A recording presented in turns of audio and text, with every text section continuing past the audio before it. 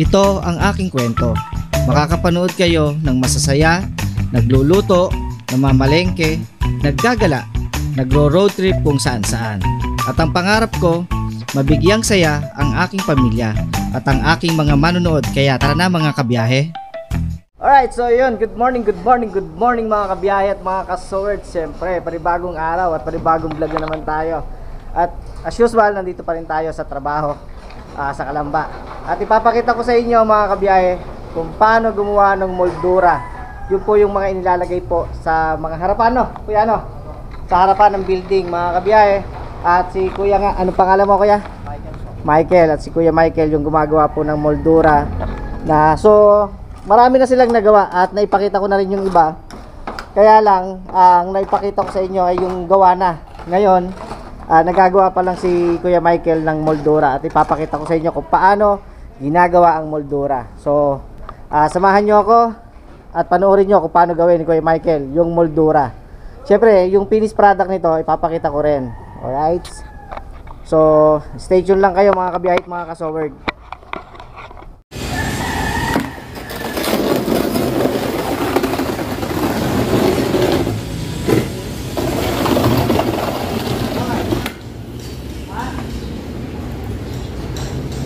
So ayan mga kabiyahe, paano ginagawa nito yung kinakahig yung yung simento para magkaroon siya ng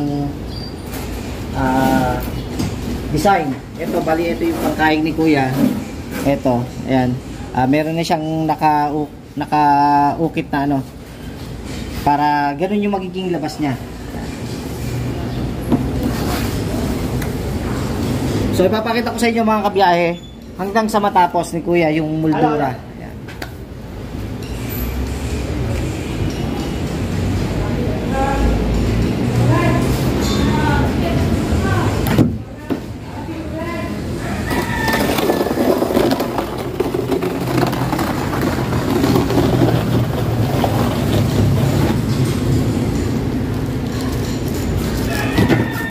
Siyempre bago ang lahat, bigyan natin ang sticker natin si kuya.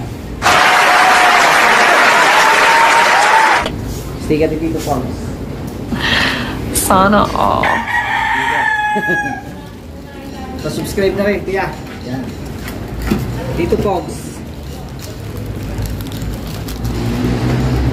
Tingnan mo na, para sa ito baby.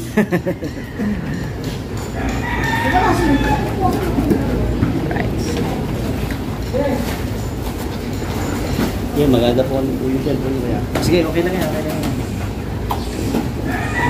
Meron ba? Papanoorin kita. Grade 1 nga, kaya itong gawin? Hindi, dito ako sa cellphone. Ha?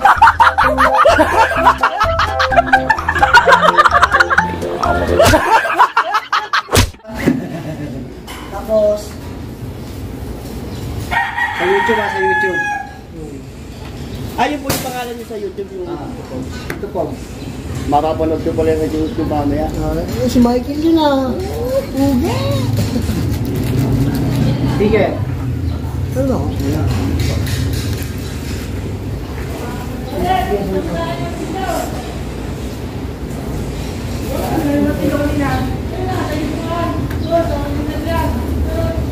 Ayun.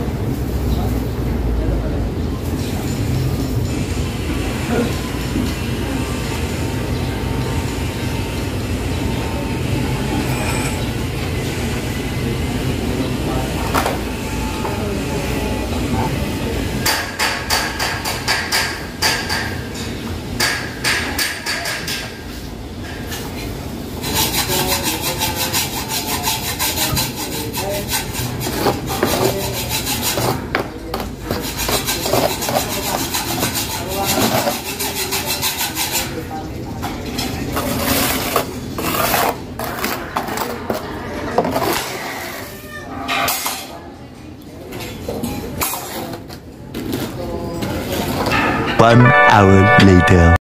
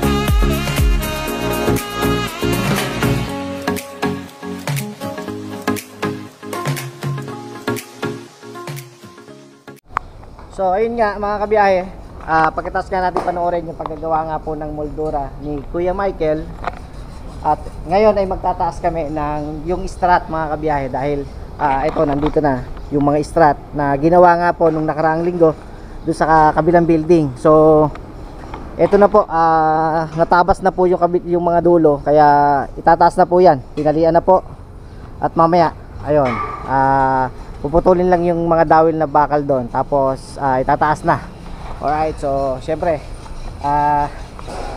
subaybayan nyo pa rin yung mga ginagawa namin dito mga kabiyahe at mga kasobert, kung ano yung mga ginagawa at kung ano yung mga trabaho namin dito sa construction. Syempre ganito ang buhay sa construction, tulungan, mahirap pero masaya. Alright, so nandun sila Onad, si Kurt, si Royet, nandun si Royet at si Lens. Siyempre nandito kami sa baba. Sa baba kami dahil kami yung hihila nung nung lubid para maitaas nga yung yung strat. At ito, pupunuin to. Ayan, katulad dito mga kabiyahe, meron na siyang strat. Yan, meron na hanggang doon. So itong natitirang strat dito naman to mga kabiyahe. Yan. Yan, diyan naman yan. Alright. So siyempre, maraming salamat sa inyo. Sa mga hindi nag-skip ng ads, maraming salamat.